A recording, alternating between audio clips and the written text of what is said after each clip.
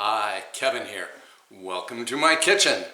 Today I'm going to make some crispy orange chicken.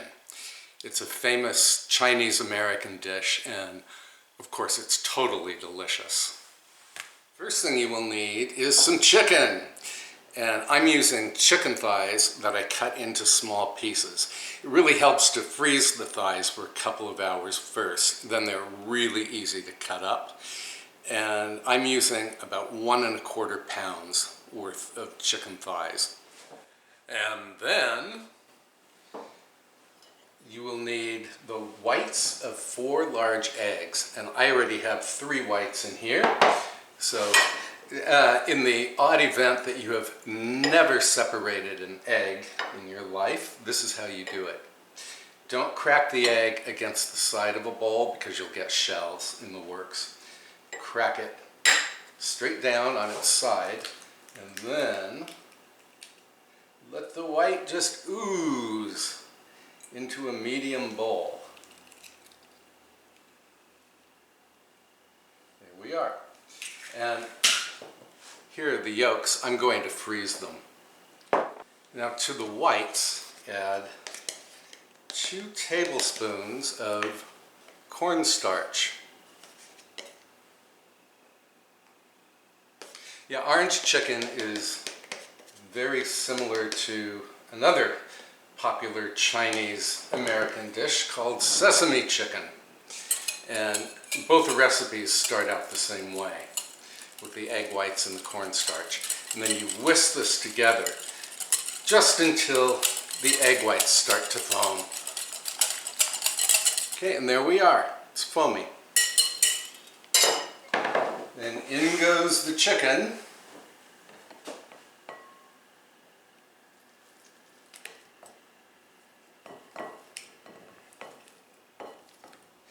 By the way, I did cut my chicken on a plastic cutting board. This way I can put the board in the dishwasher and get it really clean. And then stir the chicken into the whites so that every morsel is coated with the foamy mixture. There. And then I'm going to put this aside for a couple of minutes while we move on to the sauce.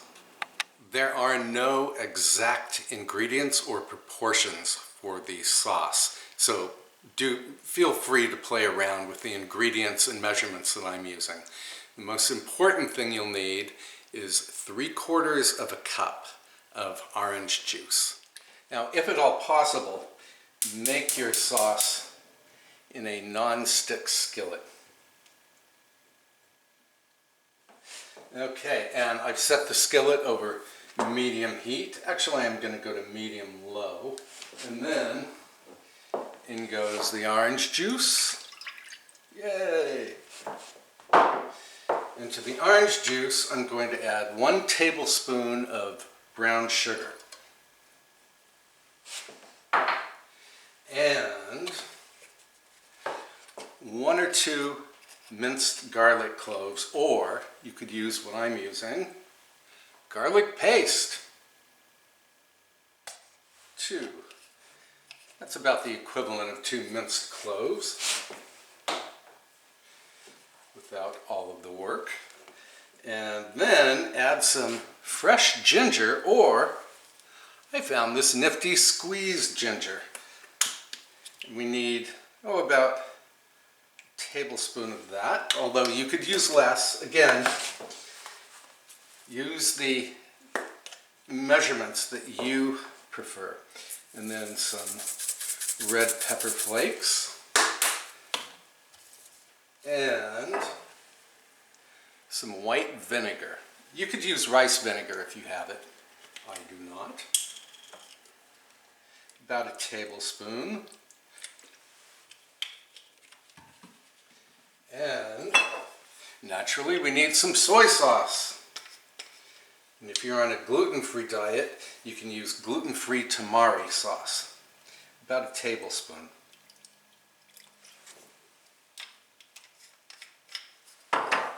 And one of my favorite things in the world, sesame seed oil.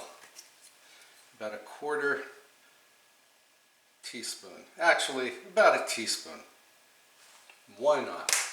And then some orange zest. And my zest came from this gonzo size navel orange. In you go. And then I'm going to whisk this with my Christmas colored silicone whisk.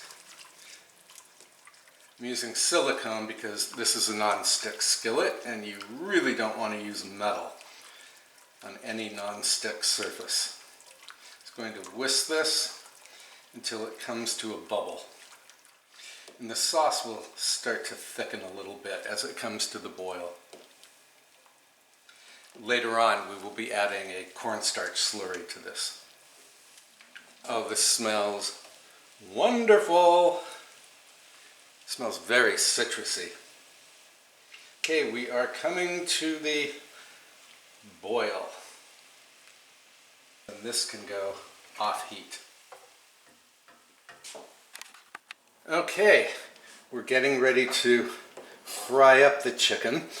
So what I have here is a deep fry thermometer, and I have about 2 inches of vegetable oil in this Dutch oven. You could use any heavy pot, but make sure that you use a thermometer because we need to bring the oil to 350 degrees Fahrenheit.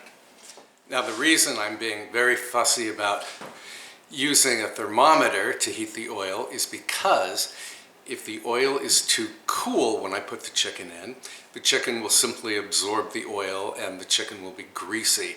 If the oil is too hot, of course the chicken will burn. That's no good. So you want the oil heated to exactly 350 degrees Fahrenheit.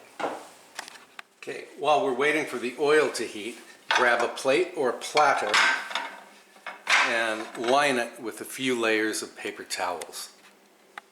We are at 350 degrees Fahrenheit, so time to add the chicken. And to make sure the chicken doesn't stick together, you want to do one piece at a time. And I know that sounds like a pain, but believe me, you'll be much happier with the results if you just do one piece at a time. And I'm going to do this chicken in probably 3 batches. And this initial frying, yes, it's going to be fried twice, will only take 1 or 2 minutes. You want the chicken to turn like a tan color.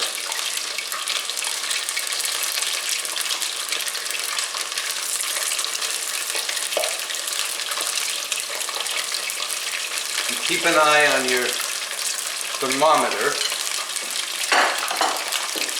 and if you've gone over 350, just lower the heat.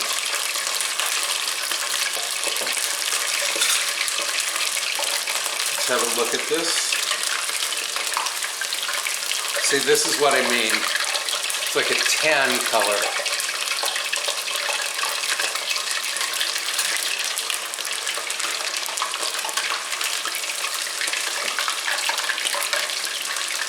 Okay, and then grab your paper towel lined plate and transfer the chicken to let it drain. And then I'm going to go ahead and fry up the rest of the chicken off camera. And when we're ready for the next step, I'll come back. Okay, here's the chicken after its first fry. And as you can see, it's pretty pale and not particularly appetizing looking.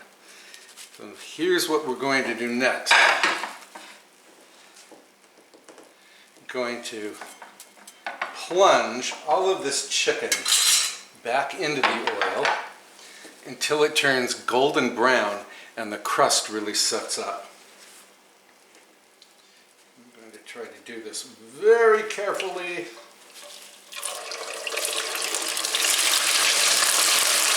we go. Remember to watch your heat.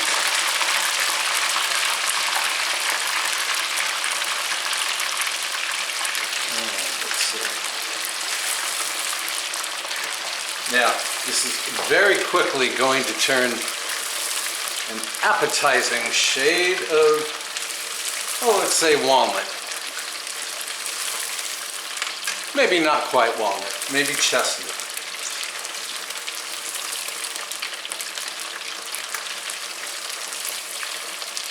And I'm using this slotted, it's not really a spoon, it's like a slotted spatula to not only retrieve the chicken, but to move it about. Yeah, we are, oh boy, we're getting there. Look at the color. It's much richer looking. Yeah, this second fry is responsible for the crispy crust on the chicken. And again, that crust was achieved with no flour whatsoever. I think we're good to go. I'm going to transfer all of this. Actually, I'm going to first put a fresh layer of paper towels down.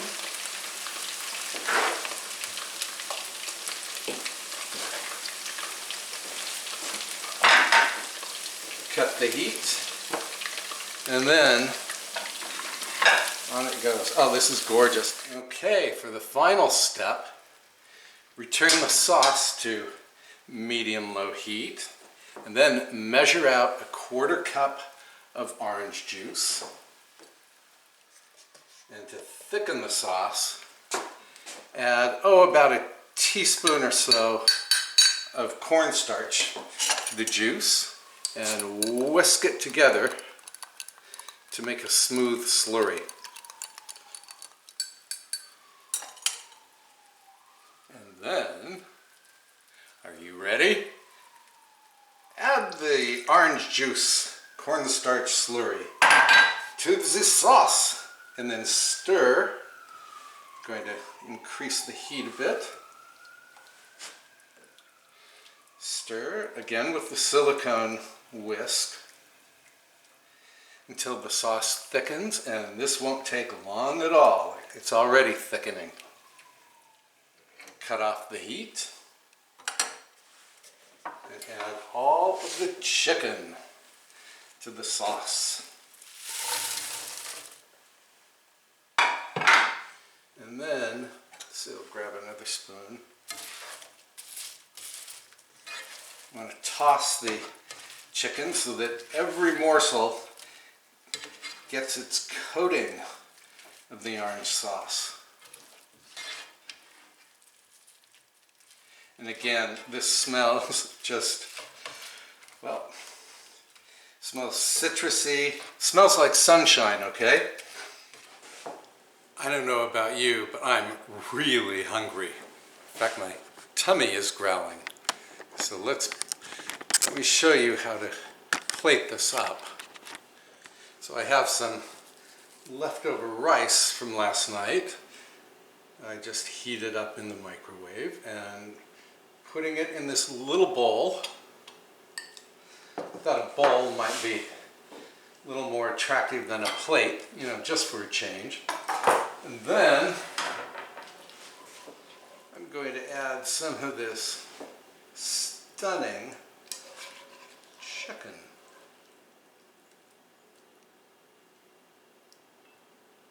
Try not to make a mess while I'm doing it. And then, let me just clean this up. Presentation is everything, folks. Then, let's see, I'm going to garnish the chicken with some sliced scallion. And what would a Chinese American dish be without some broccoli florets? And since it's orange chicken, I'm going to add a wedge of orange right here. Let me give you a close-up.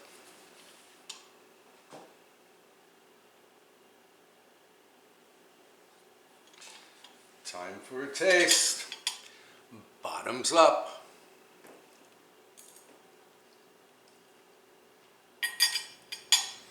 Yes. Okay, I can't stop eating this. Already almost polished off this serving.